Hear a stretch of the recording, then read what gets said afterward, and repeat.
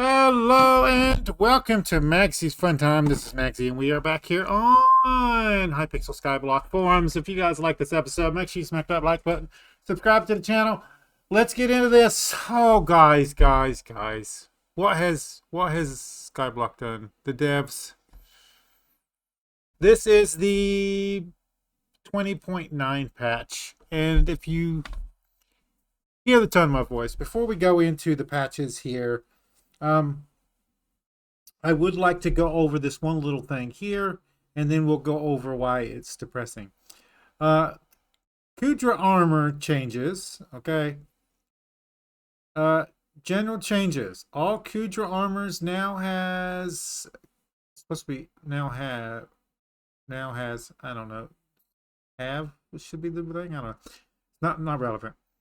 Now have a combat requirement, which I have no problems with, but it also has a Kudra tier completion requirement, and the basic level of all the gear is going to have the basic tier of Kudra cleared.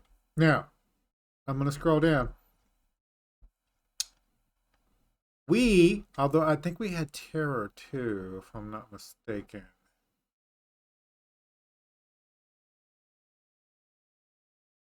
No, I don't think we had Terror. But we were using Aurora armor. And Aurora armor was going to be our main armor set for doing dungeons when I hit 90,000 subscribers. So, we can't do that now because I've never done Kudra. I have no interest in Kudra. If you guys don't know the story on this, I used to play WoW in my younger days, and we got in with a raid group, raid guild, and we pretty much got fucked over by the raid guild. And I really don't have fun raiding in general. I don't like it. I don't enjoy it. And although the dungeons, I'm using air quotes here, in Hypixel Skyblock are dungeons, they are really raids, is what they are. What the devs in Skyblock consider dungeons are raids in WoW. That's what raids are. It's that. It's not dungeons. Dungeons, you go in, you kill boss, kill mobs up to a boss, kill a boss, go move on to the next boss. There's usually 3 or 4 bosses in a dungeon, and you're done. That's not what the dungeons in Hypixel are. The dungeons in Hypixels are raids, and I just don't enjoy them. It brings back bad memories for me. So I haven't done raids in a long while. Now I do have high level tunes on WoW, and I would run through the dungeons solo.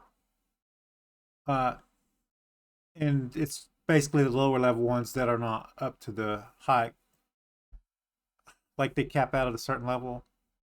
So you can run through them on a high level tune and kill all the mobs really easy, and that kind of stuff.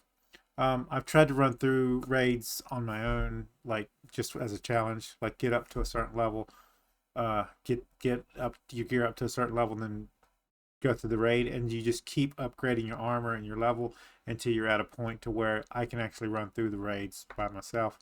I've done that kind of stuff, challenges and that kind of stuff, but that's separate from just running the dungeons. So that's the problem for me. I got 2 options to us for this. One is to do at least 1 Kudra of the base tier, as it requires up here.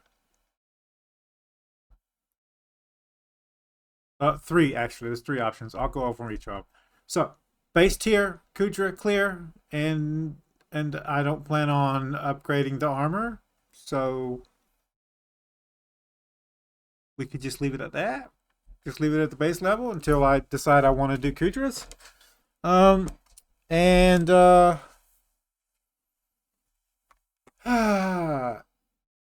2.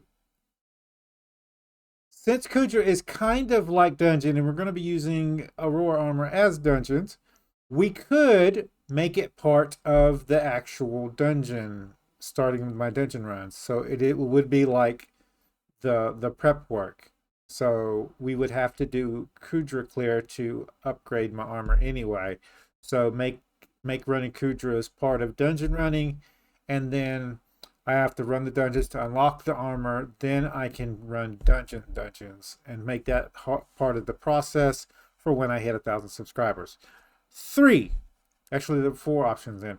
3, find a new suit of a mage armor to use temporarily. I've got another set. It's not as good, but we can do some research and see what other options are available to us. And 4, they could, come to sanity and stop the madness. Like, I don't understand this. See, in order to upgrade your armor,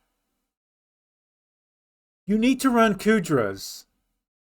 Because you need to upgrade it with essence that you get from Kudra runs. So, and I'm hoping devs are listening to this video. It's completely pointless when you put in the system the kind of upgrades that we're going to be ready to go through, and you guys understand when we go through the upgrades here. It's completely pointless to put this on there,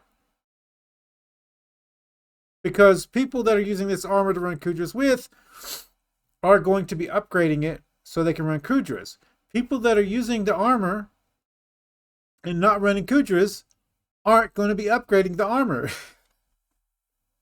They're just using it so they can get through the game as a mage. And like if you don't want us to have this mage armor, like, what other options are there, guys? You got the starter set. That's basically it. Like, all the other sets, they've been pretty much locked out. Like I don't know. You guys tell me what you think in the comments down below about this specific part of it. Should it be Kudra clears locked out? Like, there's already 2. Now remember this. There's already 2 lockouts on this gear. One is the combat level that you have, and the second one is upgrading the armor requires you to have the essence that you get from Kudras. So, should there be a 3rd lockout on the armor, knowing that there's already 2 on there? So, we'll move on for that. I'm done with that, so we're going to get into this. They're kicking off the holiday season with a small update to the Crimson Isle, and read down below. So I've already read through this. I will get through the basic is combat 22. Hot is combat 27. Burning is combat 32. Fiery is 37. And Infernal is 42. And also, it requires you to get the clears in the following section. So if you're going to hot, you have to have a hot clear, tier clear, burning tier clear, and so on. They have adjusted the armors. So we're going to go through each of one of the armors. So Crimson Armor. While Crimson Armor's swipe ability may still remain, many facets of said abilities have changed. There's a little look at it right there. If you want to take a look at the stats there, I'll bring it up. Hopefully you guys can see that.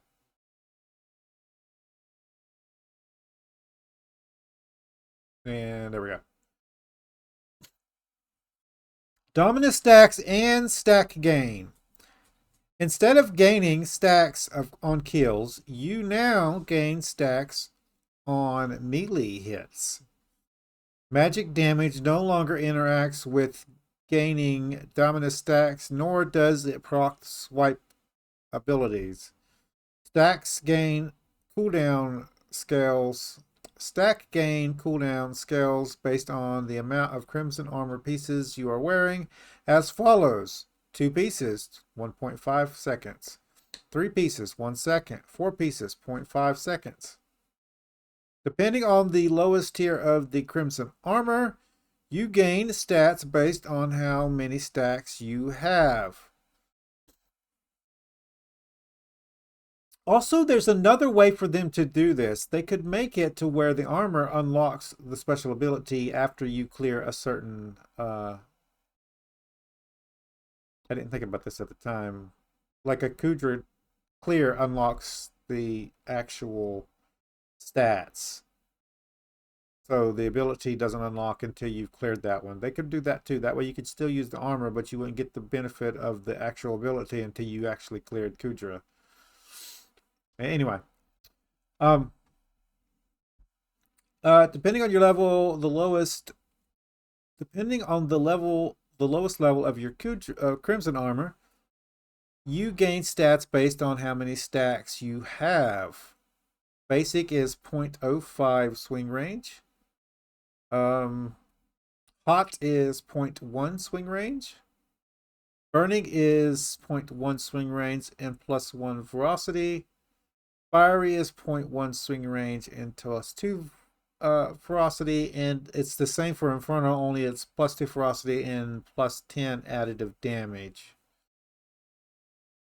What I'm seeing here is you can go up to hot and get the increased range, and if you don't care about this other stuff, you could probably stop there. Although ferocity and additive damage is pretty good, especially if it's base damage. That means it's still all the enchantments and other add-ons that affect damage would increase the 10 bonus.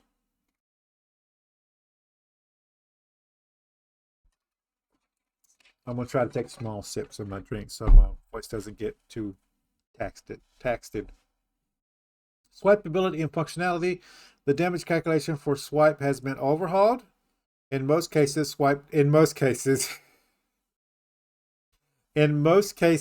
damage is 15 to 25% of your melee hit. Swipe deals double damage on the first hit time it swipes a mob. Swipe can trigger multiple times on the same mob. Swipe no longer can duplicate combat XP on kill. Kill duping. Swipe damage is dependent on both the number of Crimson armor pieces and the lowest tier of Crimson armor pieces that you're wearing. The damage increase is reflected as the multiplier as follows, and I'll let you guys read this. It's just basic tier is 1.5, and then it goes up from there. Infernal gives you 3 times damage, and it's lower if you only got 2 pieces on. Basically, they want you wearing the full set, and they're penalizing you for not wearing the full set. Is the main point here. These changes allow Crimson Armor to provide more consistent damage output when fighting any mob, and gives players an incentive to upgrade their Crimson Armor for increased damage scaling. When I read this, guys, I hear something different. You guys hear what they were actually saying. What I hear is we found another way to get people to grind more in the game. And like forever and a day, they've always said that they don't want people to grind. They don't want like a grind fest. They want the right amount of grinding to fun ratio, and then they keep adding more grinds into the game. So I get confused sometimes. The reduced damage scaling also helps with future-proofing the armor set for when we make combat content in the future. Okay. Basically what they're saying there is so they don't have to make like what they've been doing is when they add a new content in, they're having to make it like extreme. So with them adjusting the damage scaling the way they're doing now, it's easier for them to put a new area in the game and then scale the area accordingly hit point wise, so that you're not just like throwing like hit points after hit points after hit points onto players. I don't see why that's a problem. Like every new area that line of thinking leads to you thinking that every time they add a new area in, it has to be a max level area. And that's not the case. They can add an area into the game and make it its own area with its own level, and you just slide that into the progression of Hypixel Skyblock. They're going to have to do that eventually anyway. They're going to have to scale the areas to where there's a flow of level progress. You know what I'm saying? So, I don't know. Related changes. Some of the changes have been implemented to retain some of the Crimson Armor's current use cases. Blaze Slayer adjusted the health and combat XP of the Blaze Slayer mobs. So the Smoldering Blazes are going from 4 million health to 2 million health. The Millennial Blazes are going from 20 million health to 12 million health. And they're boosting the amount of XP you get from them. Looks like a third and maybe almost like a half more. A little under. That's not bad. That's good for Blaze people. The Blaze people have been complaining forever and a day about the amount of hit points these guys have, and then not getting enough XP from them whenever you're killing them anyway. So getting a boost is pretty good from those. Reduced HP for Infernal Demon Lord Slayer mini boss. So tier 3s are getting moved to 9 million, and the tier 4s are getting moved to, I guess there's 2 of them. So the 25 is going to 17.5, and then the 75 is going down to 50, if I'm reading that correctly. Reduced damage of the mini boss by 25%. That's pretty good. Killing requirements for tier 3 and tier 4 Infernal Demon Lords has been reduced by 25%. Also a good thing for you guys, Slayers, who are into the Blaze Slayers. The numbers have been adjusted post-alpha, taking into account 45 combat wisdom available to Slayer weapon from Slayer weapons. Enderman Slayer. Here's one that nobody expected coming. It's because it's not really a Crimson Isle thing, right? Enderman Slayers increase the base damage of the Enderman Katanas by 25%. Increase the critical damage of the Enderman Katanas by 5 to 20%. I guess it depends on which ones you're using. And then slightly increase the delay of Void Gloom Seraph going into hit phase. Slightly reduce the duration of Void Gloom Seraph's beam phase. That'll help you guys out for Enderman Slayers. I haven't actually gotten into the higher level Enderman Slayers. I've just been grinding out tier 1, to be honest with you. To compensate for the removal of kill duping, and to give players an incentive to use a melee set, we've implemented the following changes. Slayer weapons now have conditional combat wisdom for their respective mobs, ranging from 15 to 45%. What does that mean, conditional? That's something we're probably going to have to look at. I don't like the way that's worded.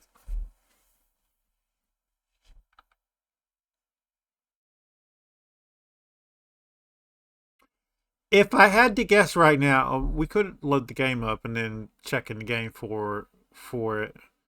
But if I had to guess right now, it's based off the tier of boss that you're on.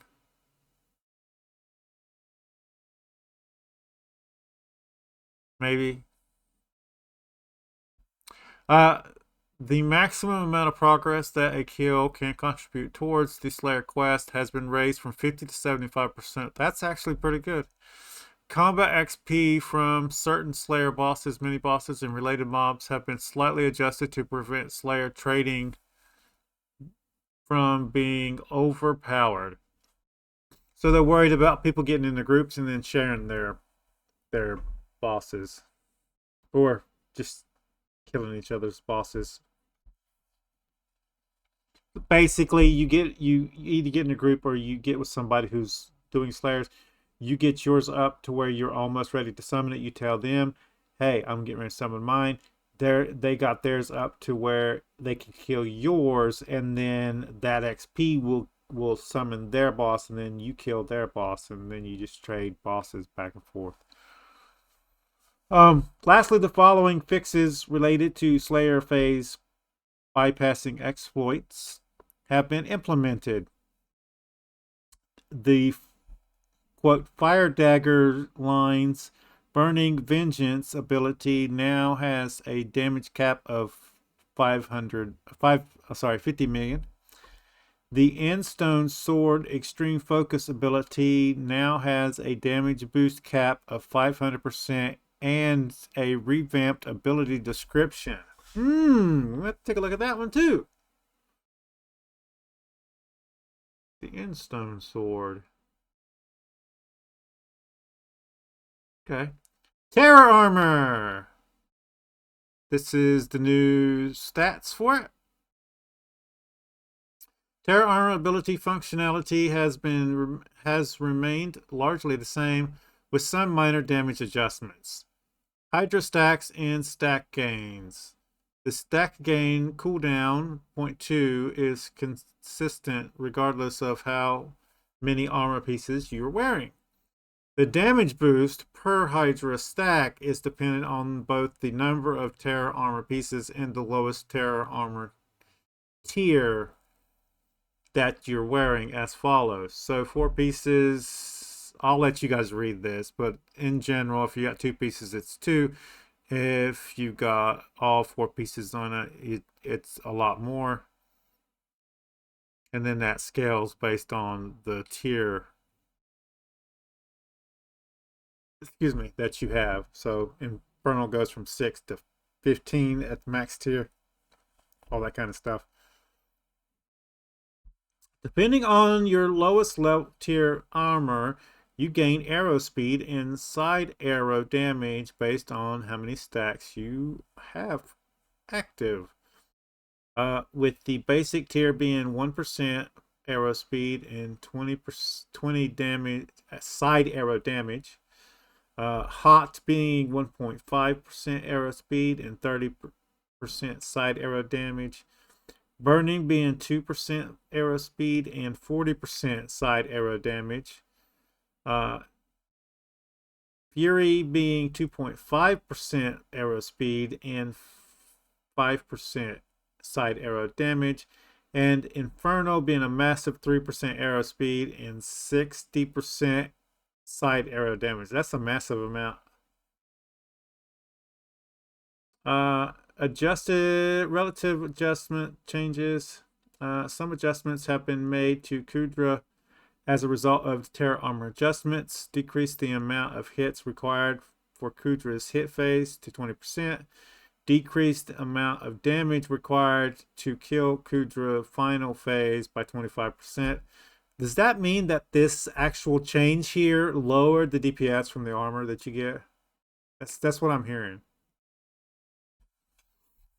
They're afraid you don't have enough damage now to kill the boss as it stands, so they lowered the boss in these sections.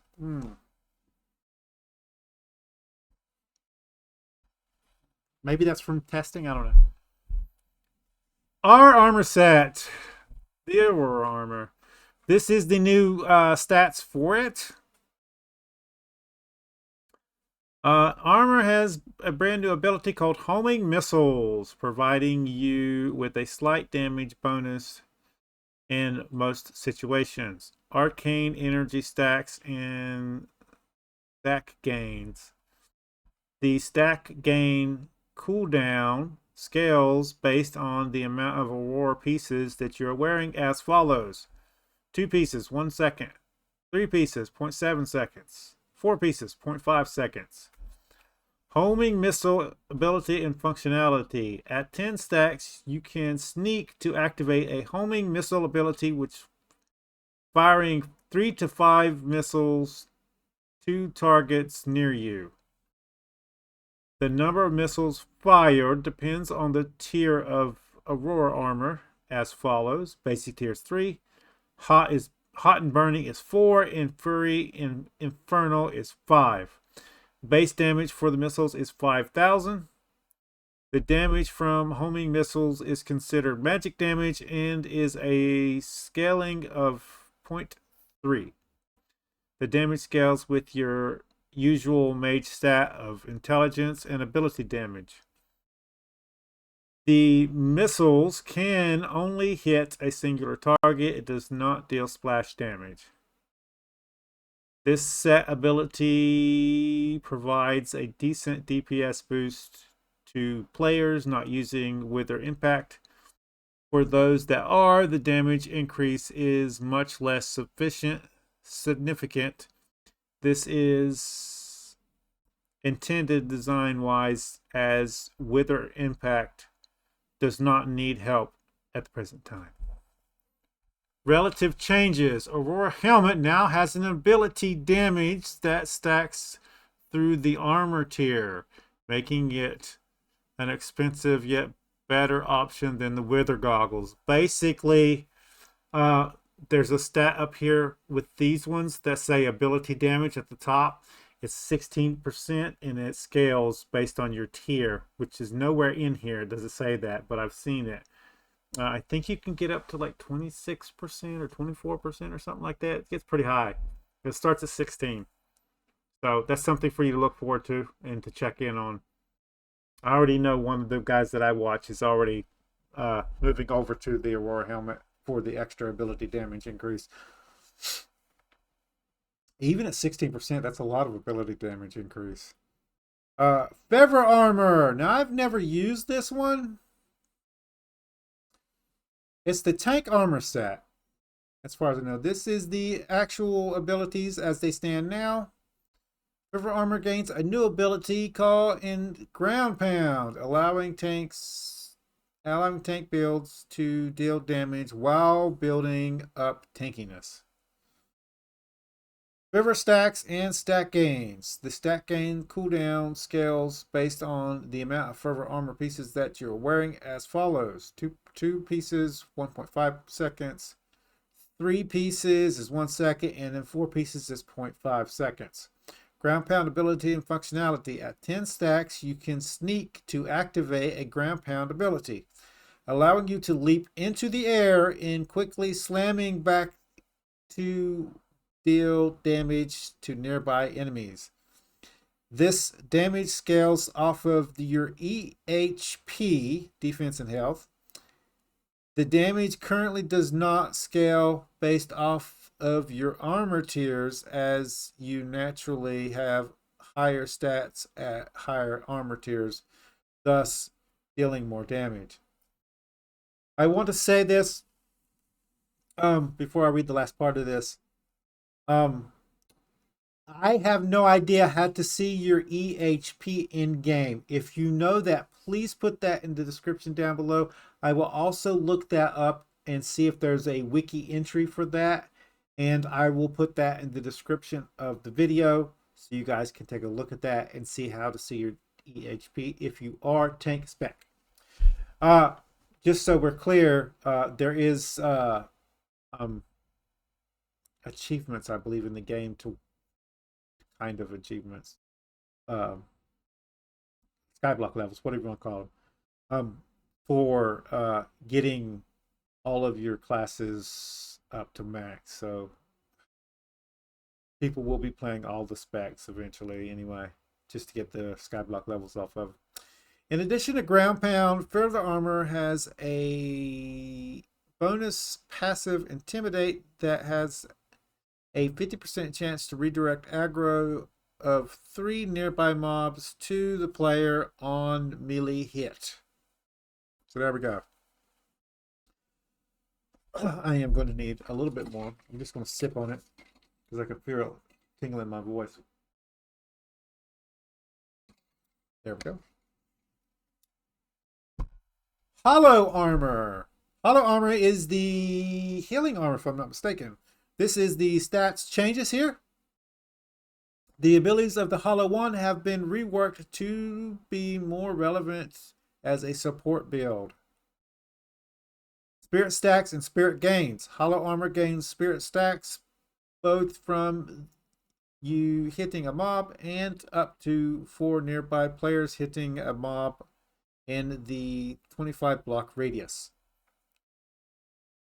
The stack gain cooldown is individual to each nearby player. If you or 4 players hit a mob within a second, you should gain 5 stacks. The stack gain cooldown scales based on the amount of hollow armor pieces you are wearing as follows: 2 pieces, 3 seconds; 3 pieces, 2 seconds; 4 pieces, 1 second. Hollow wand changes. These are just changes to its abilities. Spirit Spark. I don't know how the wand works, so if you do, you can put it in the description down below. But it's like a button press or something. There's using it, or I don't know.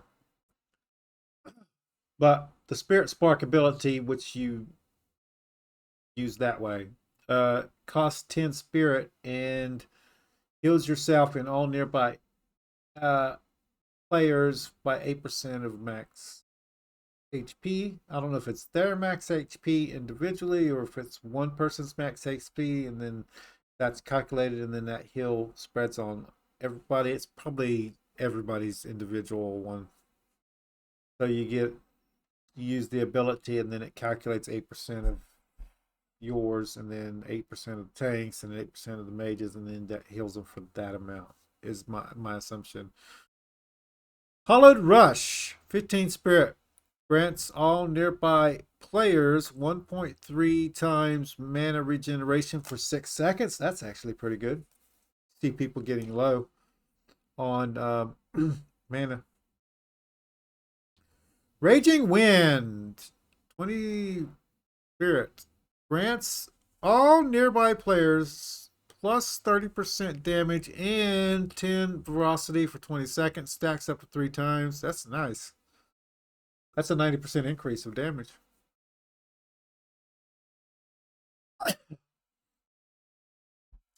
Anchor Pool, 30 spirit. Spawn a pool with approximately 10 block radius. Any player standing within this pool gains 1.2% 1.2 damage and 40 ferocity. Pools last for 20 seconds. That's pretty good. I like that one too. I like all those. Abilities do not stack unless stated in the ability description, even if activated by different players. The ability casting pattern has been simplified with 2 inputs, so you don't have to input like a large string anymore. The hidden ability of the Hollow Wand has been removed as it did not fit with the set support theme. Okay? And that's the changes to those. Now, we're going to go into some other changes from the Crystal Hollows area. Trophy fishing. Some people are a little upset at this, although everybody agrees that this had to be done. So you can put your comments on your feelings about the trophy fishing down in the description down below. I mean, down in the comments down below. To allow easier tracking of all boosts towards catching trophy fish chance is now a stat. So you can actually see it. I'm guessing that's it because there's stats here for us. So obviously it was a stat in the game. You just couldn't see it. I'm guessing. To compensate for the trophy fishing chance now being additive and thus losing out on approximately 16 to 20% trophy fish chance, the following thing received a buff to their trophy fish chance. Bronze 5%. Increased trophy fish chance to trophy fish hunter armor set bonuses as follows: 0 goes to 5%, 5% goes to 10. Gold goes to 20 from 10, and then diamond goes from 20 to 30. Increased trophy fish chance for magma rod, inferno rod, and hellfire rod as follows. It basically moves everything up by 5% on each one of those. Added trophy fishing chance for Augur's Tooth as follows: 1% for bronze, 2% for silver, 3% from gold, and 4% from diamond.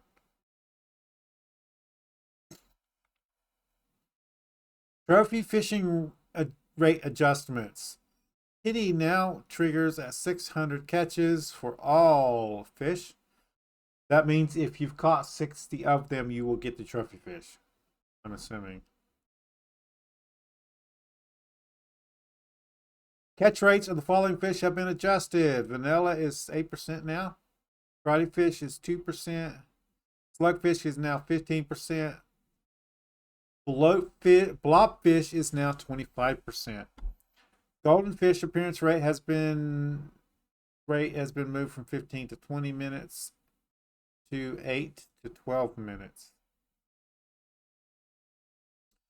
Design notes here for all those changes. Blobfish changes aims to make its roll last, preventing it from blocking desired catches. Golden fish adjustment makes it more likely to catch a diamond before catching all the other fish. The goal of the pity adjustment is to reduce the variance in the trophy fishing. With adjustment rates, trophy fishing should be less than 100 hours total for most players. 100 hours just fishing, guys. Jesus. I mean, you got to think, like someone like me, that's 2 hours a day. That's going to take me 50 days to do that. On the low end. Other changes. There's now a instant wide announcement when a player catches a diamond trophy fish for the first time. You can now check the amount of each tier of trophy fish you've caught at Ogner's menu. Instead of needing to salvage your trophy hunter armor set for the magma fish reward, you will now be granted 20 diamond magma fish upon completing diamond trophy hunter. This reward can be retroactively claimed, which is good for everybody. You also achieve the diamond hunter achievement, I guess. This upgrade costs the trophy hunter armor that has been standardized across all rarities.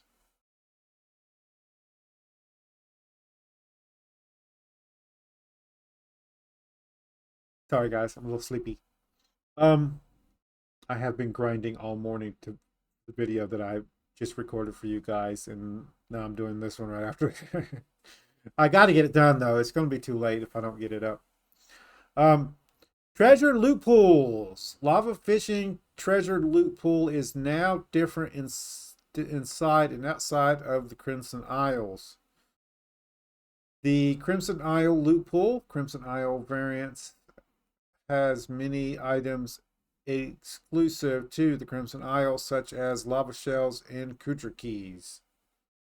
Basic, I'm going to show you the list. You can look at it there.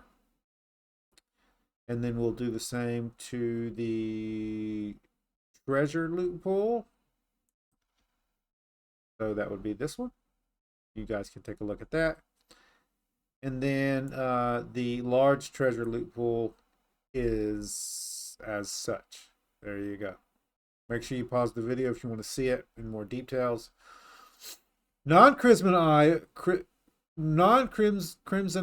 loot pools. The variant items from much less interesting. Go to the Crimson Isle to do most of your lava fishing. The loot pools is largely based off of the previous lava fishing loot pool. So there's the totals. I'm going to go ahead and pop these open. You guys can look at those. There's not much to it. But there you go. Other fishing changes. Diamond magma fish now costs 20 gold magma fish to craft, so they moved it down. Added +2 fishing speed to fin weave heuristic and gill splash equipment. Fin wave, sorry, I pronounced that wrong. That word in gill splash equipment can now be upgraded. Starred. Added 15 fishing speed to hot bait. Crimson Isle item unbounding. I am not going to read each individual item that is unbound, but you guys can pretty much see them on the screen. You can pause if you want to. For items that upgrade and soulbound to them being donated to the museum, they will currently stay soulbound. We will look into ways to let you unsoulbound these items as soon as possible. So if you've donated it to the museum, you can't get it unsoulbound. So this is mob drops. This is from lava fishing right here. Mini boss drops, special drops. That's especially good for these three because one of the armor sets is made from those, I think. And the Blaze Talisman, Netherrack looking Sunshade, and rekindled Ender armor. And Ember armor. And all attribute shards. I'm assuming that means there's going to be a place for them on the bazaar now too, but I don't know that. I have to check that next time we go do a video on the main profile.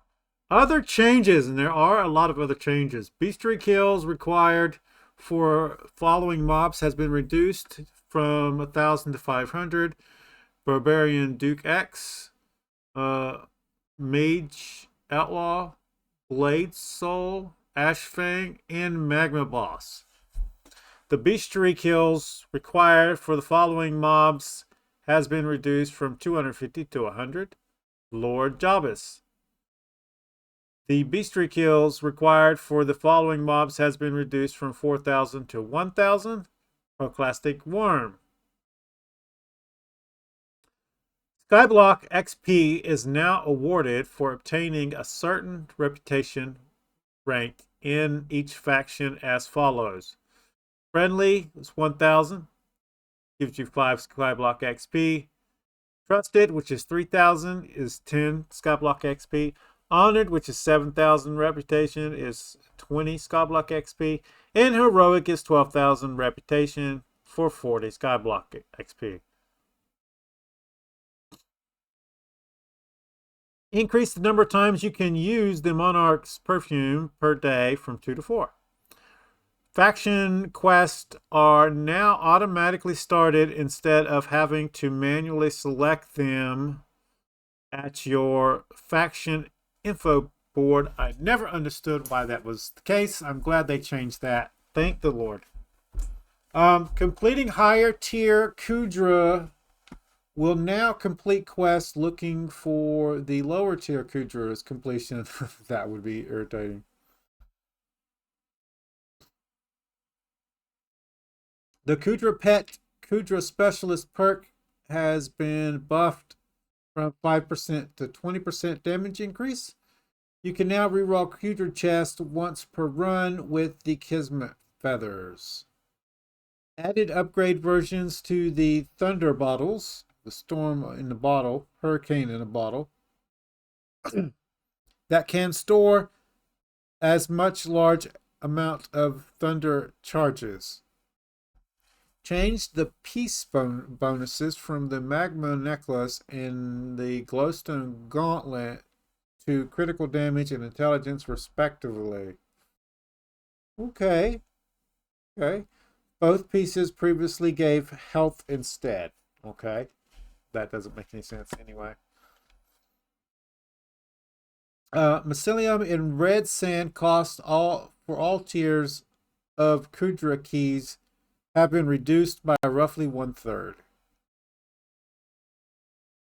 The You no longer lose reputation from other factions while completing faction quests. Everybody has been begging for this. It made no sense whatsoever. Thank God they did that because I purposefully wasn't doing the other faction quest because I didn't want to lose faction. I didn't feel like over grinding the rep either. So now I can do both factions. I can go ahead and level one up to max, and then I can. Once that happens, you're supposed to be able to get you're supposed to get a notification letting you know that you can go ahead and switch to the other faction and level up over there.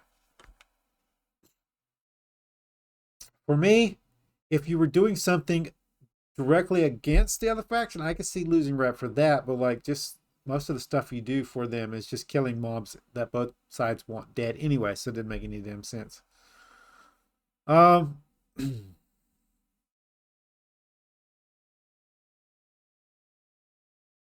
we go. Added a chat message for when Slayer mini bosses spawn. You can now stack the duration of smoldering polarization effects. The BlazeTech ham radio will now give half of the stats for if you're the only person in the channel. Endstone Sword now has a damage increase cap of 500%. I don't know what this sword is. Endstone Sword Hypixel. Let's look at it. I'll do this so we don't see the advertisements. So that's the Endstone Sword. I've seen the recipe for it. Extreme Focus, right click, consumes all of your remaining mana. For every 5 mana consumed this way, damage reduction and 1% damage. Capped at 50% damage reduction and 500% damage. Dang. I see. So the ability Extreme Focus is the one that got capped at 500. I wonder if that makes that usable. I mean, it's good damage. It's only 20 to use. But it does expend all of yours. So it's not 20 to use, right? It really costs you your entire mana bar. It just minuses 20 for the actual ability itself. I don't like how that's worded. Okay. If anybody was using this sword, let me know in the comments down below. Rolled an updated version of the habanero tactics recipe in anticipation of the buffing of enchantments. Added pages to the collection display menu. Allowed great spook potions in the potion bag. Okay. Bug fixes. Fix a typo on the Lumberjack Commission rejection dialogue. Fixed being able to use the /legacy trade in the Rift to sell items. Fixed beacons being unable to be fueled by scorched power crystals when placed. Fixed beacons giving buffs when first placed until the next joined. Fixed being able to double hook the Rain Drake results in double hook chat messages, but no bonus Rain Drake. Fix the biohazard armor stats not working after modifying island time. Fixed Clover helmet, decreasing the breaking power stat. I can see how that would suck. Fixed Enchanted Wheat and Enchanted Bales, not giving farming XP when picked up from minions. I haven't used minions since then, so I didn't know that was messed up. Fixed the Great Spook Staff spook ability of removing night vision. Thank God. Fixed Gunther race description to accurately reflect the steps, what step is needed to complete the quest. Fixed large enchanting mining sack showing gravel in its item lore. Fixed outdated information on dungeon rules and tips menu. Fixed NPCs being able to call and reach you on the Abbey phone when you are in no signal areas. Okay. Sorry.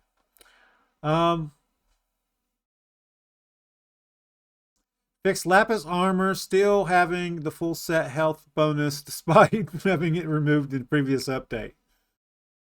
Fixed the nightmare sea creature damaging visitors on private islands. You know nobody was saying anything about that, even if they noticed it. Fixed voidling. I'm talking about the Lapis armor thing. Fixed voidling devotee / radical attacking players that do not meet requirements to kill it. I can see how that would be a problem too. Excuse me.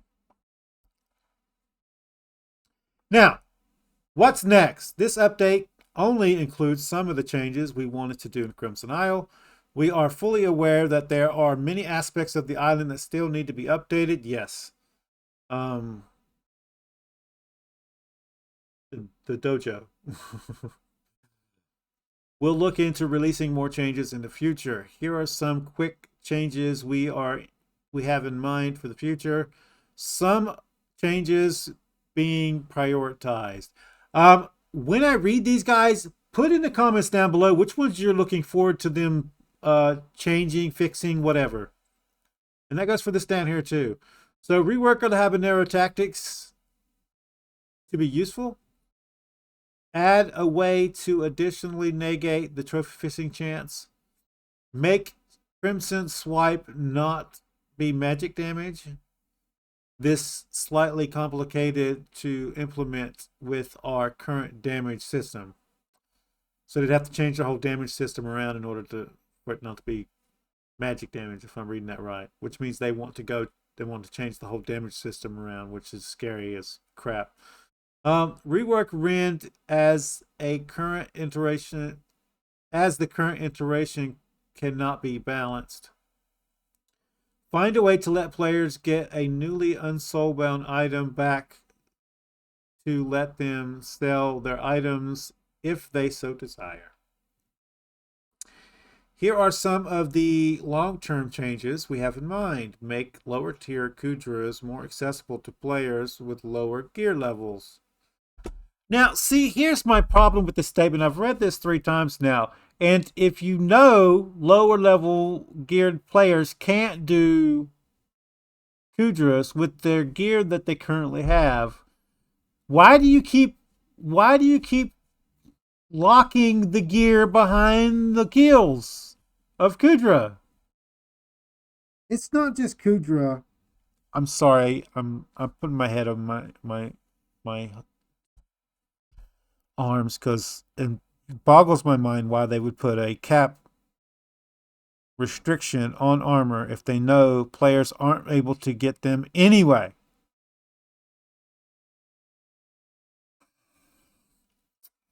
Moving on.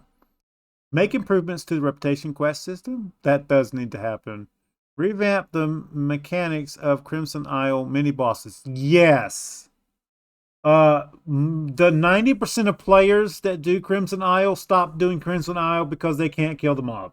They can't kill the mini bosses, and that's a requirement to get through. Like half the quest is go kill this mob, go kill that mini boss, go kill this mini boss. You can't do it. You can't do it. You basically have to have like 5 or 6 people attacking the boss in order for you to kill it. They either need to fix it to where a single player can kill the mini boss without having to have OP gear, or stop making that a requirement for quest on reputation. You can make the mini bosses give you a flat bonus to your rep for whatever faction you're in on kill and then take that off of the list of daily quests. So it's no longer on there. You just get a bonus every time you kill him. And you can cap that per day. I don't know.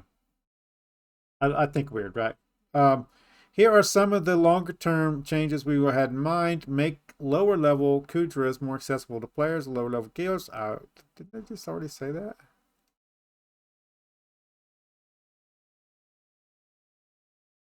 Make improvements to reputation quest system and revamp mechanics of Crimson Isle mini bosses. I read it twice, didn't I? I really need to take a nap. I gotta go get my wife in 2 hours. Final comments. That's all we have in store for today. While the update has officially released, there's still room for balancing changes related to some changes this release. Feedback from the last alpha thread has been instrumental to polishing the update and ironing out issues. Your efforts are greatly appreciated by our team, and we hope to see more feedback from all of you.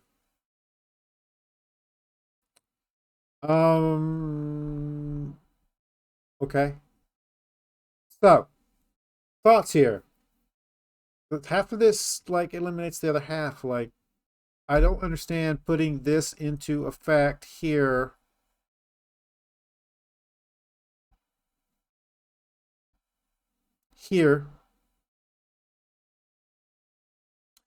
If you already have a problem with low geared players being able to do the Kudras anyway. I don't understand it. I don't. For the most part, it's good. They fixed some stuff. It's going to make it easier to do Crimson Isle in the long run. So I'm all for it, except for. See, here's my problem.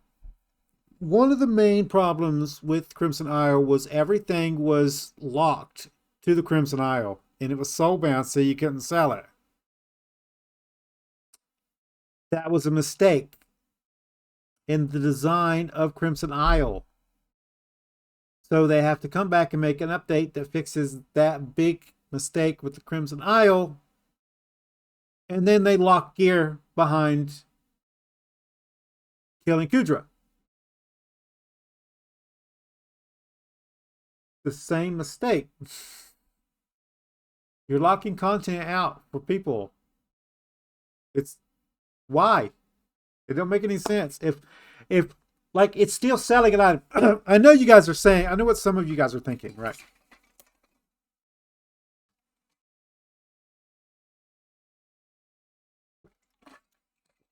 But for me, I see people are farming these gears from Kudras and they cannot sell them now. People that can do Kudras can get the gear. You want to sell the gear to people that don't do Kudras. That's the point of selling them. It's the same thing with the items that dropped in the Crimson Isle. I don't want to farm 50,000 things. I want to be able to, hey, if I want this now and I got the money for it, go to the bazaar. Other people have already farmed it. They do it in other parts of the game. Sell it on the bazaar. Sell it on the auction house. That's what the system's in place for people to go grind stuff if they want to, and then to sell it to the other players that doesn't want to do that content. The only reason to put lockouts on armors for specific content is to make them do that content. And why you would want to make players do content that they don't enjoy doesn't make any sense. Doesn't matter what game you're playing. It doesn't matter Hypixel Skyblock, anything. Like if I don't want to do a specific content, most games are like, hey, don't do that. Go do something else. Here's tons of stuff. Go do it. Go do what you want to do. And Hypixel Skyblock continues to put lockouts on specific parts of their games to make players play that content. It doesn't make any sense. Stop it. Anyway, guys, there's other changes here. Right? No, that's the unsoul bounding thing, which we weren't going to go over. We went through bug fixes. We went through what's next. I think that's it, guys. I'm going to call it here. Let me know in the comments. Really, guys, let me know in the comments what you guys think of this update, changes, my views on locking stuff out, locking certain content out for specific players. The whole 9 yards. If you like this episode, make sure you smack that like button. It really helps out the channel with YouTube views, YouTube searches, YouTube algorithm movement for the channel. If you subscribe to my channel and you want to get notifications when I have new videos out, all you got to do is go to my page, hit the subscribe button, set your settings. You can come check out the videos. If you do like this episode, you want to share it with your friends, tell me what you like. There's a share tab down below. There's links there, social media site. There's a link there for you to copy and post on your YouTube community page. Any tips, tricks, or comments, put it in the comments down below. I am pushing for 1,000 subscribers. If you want to help out with that, I will be starting dungeon runs and katas when we hit 1,000 subscribers, and we're really close. See you guys later.